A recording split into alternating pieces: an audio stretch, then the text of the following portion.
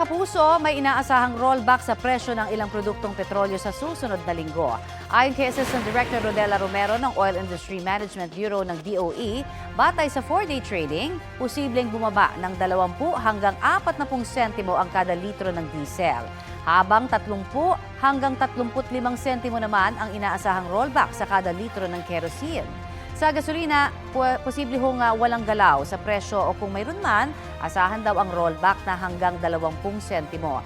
Epekto raw yan ng pagbaba ng demand sa China at plano ng OPEC Plus countries na dagdag ang supply sa world market. Kapuso, para sa mga maiinit na balita, mag-subscribe sa GMA Integrated News sa YouTube.